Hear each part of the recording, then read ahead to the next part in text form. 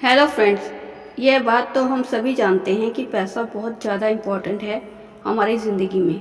पैसे के बिना हमारी ज़िंदगी इम्पॉसिबल है। पैसे से हम सभी चीज़ें खरीद सकते हैं, ये तो आप सभी जानते हैं कि पैसे को कमाना आसान नहीं है।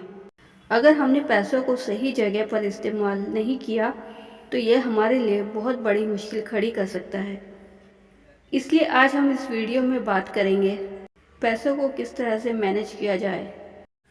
तो चलिए दोस्तों, स्टार्ट करते हैं। नंबर 1, खर्च करने पर कंट्रोल करना सीखें। कई बार ऐसा देखने को मिलता है कि हम जो कमाते हैं उस पर खर्चे पर कंट्रोल नहीं कर पाते। जितना कमाते हैं उसको यहाँ वहाँ किसी न किसी काम में खर्चा कर देते हैं। इसके लिए ज़रूरी है कि हमें जितना ज़रूरी है उतना ही सामान और चीज़ें हमें खरीदनी चाहिए। उससे ज़्यादा हमें खर्चा नहीं करना चाहिए और अपने खर्चों पर कंट्रोल करना चाहिए। नंबर 2, पैसों को सही जगह पर इस्तेमाल करना। जो चीज़ ज़रूरी नहीं है, जैसे जो सामान ज़रूरी नहीं है, उन चीज़ों पर पैसा खर्च ना करें। उन्हीं चीज़ों पर पैसा खर्च करें जो चीज़ हमें इस्तेमाल करनी है या ज़रूरत की है। नंबर 3, पैसों को हमें सही जगह पर इन्वेस्ट करना चाहिए, जिससे आगे चलकर कोई परेशानी ना आए, कोई दिक्कत का सामना ना करना पड़े, जो आपको आगे चलकर इन फ्यूचर आपके लिए फ़ायदेमंद सिद्ध हो सके। जैसे ट्रेडिंग या फिर लाइफ इंश्योरेंस या फिर किसी प्रॉपर्टी में आप इन्वेस्ट कर सकते हैं, लेकिन किसी एक दूसरे के देखा देखी में इन्वेस्ट ना करें। क्या पता दूसरे इंसान को उसमें ज़्यादा फ़ायदा दिख रहा है लेकिन आपका इसमें कोई लाभ नहीं हो रहा, तो ये सब देखकर ही आपको इन्वेस्ट करना चाहिए। Number 4, money management guidance. कई बार ऐसा होता है कि लोग कमा तो लेते हैं लेकिन उसको सही तरह से मैनेज नहीं कर पाते।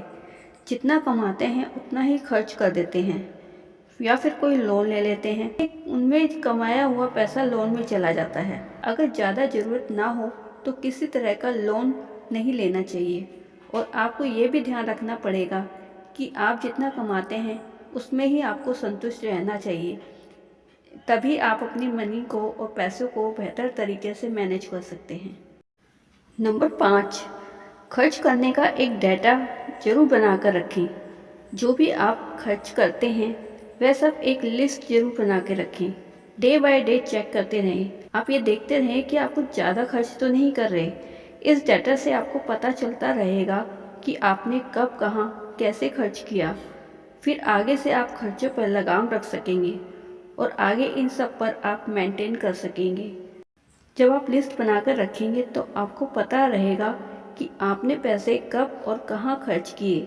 आगे से आपको जहाँ पैसा खर्च नहीं करना, आप वहाँ खर्चा नहीं कर पाएंगे और आपको ये पहले से पता रहेगा। और लिखने से आप चीज़ों को मॉनिटर कर सकते हैं।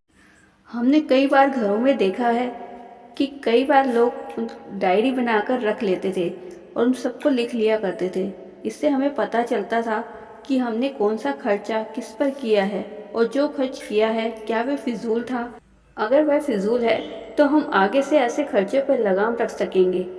तो अपना डाटा बनाना शुरू करें, इससे आप बेहतर तरीके से मनी मैनेजमेंट कर सकेंगे। नंबर 6, शो ऑफ करना बंद करें। दिखावा करने के लिए खर्चा बिल्कुल बंद करो।